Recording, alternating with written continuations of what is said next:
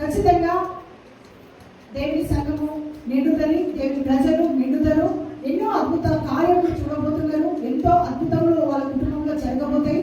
కాబట్టి దేవుని మాట కొంచెము మరి దేవుని చేత ఆయన ఎన్నుకోబడిన మేము మరి ఆయన మాటకు మేమైతే లోబడి ఉన్నాము సేవకులం. కాబట్టి మరి మా మాట చేత మరి దేవుని వాక్యం మేము ప్రకటిస్తున్నాము. ఆ ప్రకటించిన వాక్యము ప్రజలు కొంతవరకే వింటున్నారు. హల్లెలూయా. ప్రజలు కొంతవరకే వింటున్నారు. ఆ కొంతవరకు విన్నా దేవుడు మిమ్మల్ని చూస్తున్నాడు. మరి ఏ విధంగా ఆ వాక్యాన్ని హృదయంలో పెట్టుకుంటున్నారు, ఏ విధంగా దేవుని మాటలు మరి లోతుగా హృదయంలో నాటుకుంటున్నారు, హృదయంలో మరి ఈ వాక్యం ఎంతవరకు నిలబడుతుంది మన హృదయంలో అనేది మీ హృదయంలో ఉన్నది. అది దేవుడు చూస్తున్నాడు. కాబట్టి మనము మరి దేవుని పట్ల మన పట్ల దేవుడు చేసిన మేలులు అనేకమైన మేలులు. మరి ఈ సంఘాన్ని దేవుడు ప్రేరేపించి కట్టించాడు కనుక మరి 2 సంవత్సరాలు పూర్తి చేసుకొని మరి 3వ సంవత్సరంలో అడుగుపెడుతున్నాం. మరి ఈ సంవత్సరం కూడా అత్యధికంగా మరి దేవుడు ఎన్నో ఆశీర్వాదాలు మాపై ఉంచాడు. హల్లెలూయా. ఈ ఆశీర్వాదాలు వెనకాల ఎంతో కష్టం కూడా ఉందన్నమాట.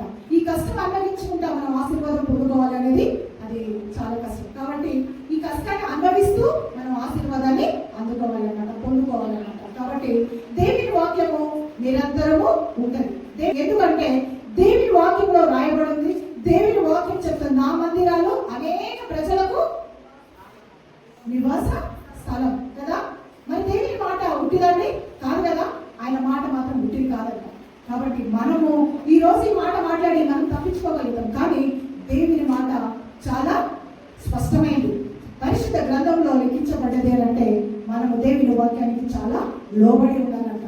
అన్ని గతిస్తాయంట, కానీ దేవుని వాక్యం మాత్రము గతించదంట. మరి ఈ లోకంలో కొన్ని గతించనివై, కాకపోతే ఒక భూమి మాత్రము ఎల్లప్పుడూ నిలిచి ఉంటుందంట. హల్లెలూయా. మనుషులు గతిస్తారు. మరి మనుషులు తయారు చేసినటువంటి మరి పరికరాలు, మనుషులు తయారు చేసిన ప్రతి ఒక్క వస్తువే కానీ అన్ని కూడా నిర్మూలమైపోతాయంట. హల్లెలూయా. మరి సమస్తము వ్యర్థమైన వాక్యం చెప్తుంది. హల్లెలూయా. సమస్తము వ్యర్థమైన వాక్యం ఎందుకు చెప్తుంది అని అంటే ఏంటి, ఈరోజు మరి చర్చ అనవసరే కదా సమస్తము వ్యర్థము అని అంటుంది ఏంటి అని మీరు అనుకోవచ్చు. కానీ దేవుని వాక్యము చాలా మరి స్పష్టత ఉంటుంది. కాబట్టి 2 మాటలు మనం వాక్యం చదువుకొని వెళ్దాం. హల్లెలూయా. ప్రసంగి 1వ అధ్యాయము. దావీదు కుమారుడును యెరూషలేములో రాజయుండిన ప్రసంగి పలికిన మాటలు. ఎవరు పలికారంట అనేది? ప్రసంగి పలికిన మాటలంట. దేవుని చేత ఎన్నుకోబడ్డ వారు మరి ఆయన మాట్లాడిస్తేనే మాట్లాడిన మాటలు ఈ బైబిల్లో లెక్కించబడ్డాయి. కాబట్టి ఆయన మా పలికిన మాటలు మరి ప్రసంగిలో రాయబడి ఉన్నాయి. మరి ఏమంటున్నాడు అంటే ఇక్కడ వ్యర్థము వ్యర్థమని ప్రసంగి చెబుతున్నాడు. వ్యర్థము వ్యర్థము సమస్తము వ్యర్థమే అంటున్నాడు. హల్లెలూయా. సమస్తము వ్యర్థమే. మరి సూర్యుని క్రింద నరులు పడుచుంటూ పాటలు అట్టి వలన వారికి కలుగుతున్న లాభమేమి? హల్లెలూయా. నిజమే. మనము ఈ సూర్యుని కింద మనం ఉన్నాం. మరి సూర్యుని కింద ఉండి ఎన్ని లాభాలు పొందుతున్నాం, ఎంత మనము మరి లాభదాయకంగా ఉన్నాం అనేది మనం చూస్తున్నాం. హల్లెలూయా. సూర్యుని కిందనే ఉన్నాము, కానీ మరి సూర్యుడు గతిస్తాడా? భూమి గతిస్తాడా? సూర్యుడు గతిస్తాడేమో కానీ భూమి మాత్రము గతించదంట. హల్లెలూయా. అందుకనే ఇక్కడ అదే విధంగా 4వ వచనం కూడా చదవండి. భూమి ఎల్లప్పుడూ నిలిచి ఉంటుందంట. హల్లెలూయా. చదవండి.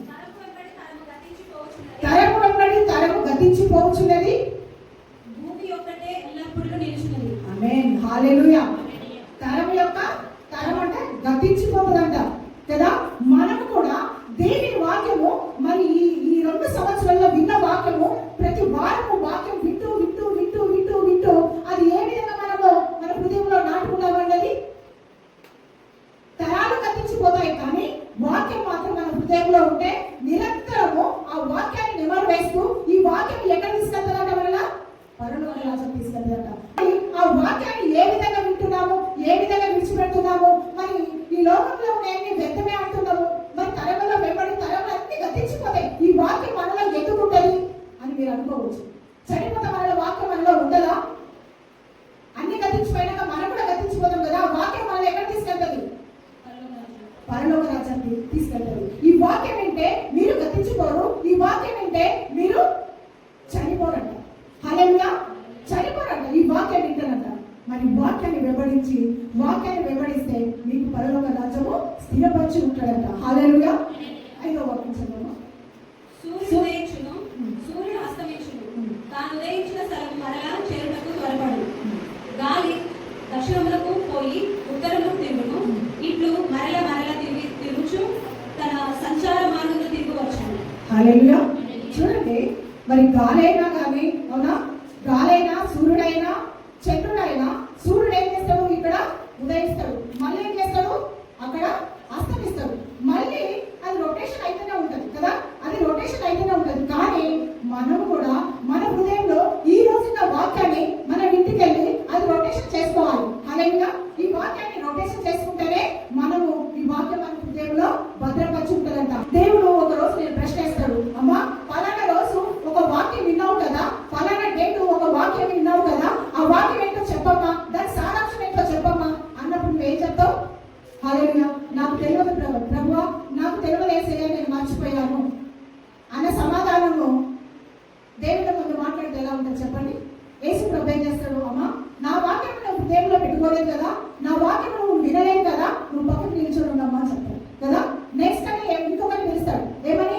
అమ్మా పలానా రోజు ఒక వాక్యం విన్నావా, ఆ వాక్యంలో ఏమని చెప్పారు మరి పాస్టర్ వారిని అడిగినప్పుడు ఆమె చక్కగా విన్న వాక్యాన్ని దేవుని ముందు ఆమె ఆ వాక్యాన్ని హృదయంలో మరి బదిలిపరుచుకొని ఆ హృదయాన్ని ఖండన చేసుకొని ఆ మాటలు మరి తన హృదయంలో పెట్టుకొని యేసు ప్రభు కంట గడగడ చెప్పేసిందంట. ప్రభు ఆ పాస్టర్ ఇలా చెప్పాడు నీ గురించి ఇంతగానే చెప్పాడు, మరి మీరు ఇలా ఉండాలి, భూమి గతించిపోయి చెట్లు అన్ని కూడా గతించిపోతాయి, సమస్త జనులు చేసినవన్నీ కూడా గతించిపోతాయి, కానీ అంత వ్యర్థమే అని చెప్పింది ప్రభు, నీ వాక్యం మాత్రం వ్యర్థం కాదని చెప్పింది ప్రభు. అంటే అప్పుడు ఏం చేశాడండి యేసు ప్రభు?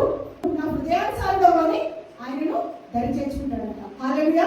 ఆమెను లోపలికి పంపిస్తాడంట. హల్లెలూయా. నువ్వు విన్న వాక్యము యేసు ప్రభు దగ్గర మర్చిపోతే నువ్వు పక్కకు నిల్చొని ఉంటావంట. హల్లెలూయా. నువ్వు నిల్చొని ఉండాలి అని నువ్వు అనుకుంటున్నావా? నువ్వు వాక్యం విని మరి హృదయంలో భద్రపరుచుకొని హృదయంలో నువ్వు నెమరేస్తూ దినదినాన్ని మన యేసు ప్రభును మరి లోతుగా తెలుసుకొని కడ వరకు మరి ఆయన సన్నిధికి నువ్వు వేచి ఉంటావా? హల్లెలూయా. మరి అన్ని పోతాయంట, కానీ యేసు ప్రభు మాటలు మాత్రము వాక్యం మాత్రము గతించిపోదంట. ఎందుకంటే సమస్తము ఈ లోకంలో ఉండేవి వ్యర్థమేనంట. హల్లెలూయా. బంగారం సంపాదించుకుంటాము, కంపెనీలు సంపాదించుకుంటాము, వేల కోట్లు సంపాదించుకుంటాము, అన్ని కూడా వ్యర్థమేనంట. యేసు ప్రభు కాలంలో కూడా నిజంగా చాలా మంది కూడా రాజులయ్యారు కదా. దేవుని చేత పిలువబడ్డ వారందరూ కూడా రాజులయ్యారు. వాళ్ళు ఏం చేశారు?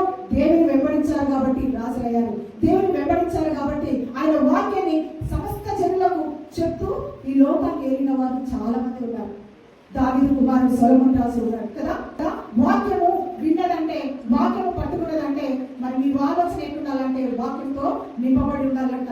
నీ వాక్యం అనేది నీ హృదయంలో నింపబడి లేకపోతేనంట నువ్వేం ఆలోచించినా కూడా అది రీచ్ అవ్వలేదు.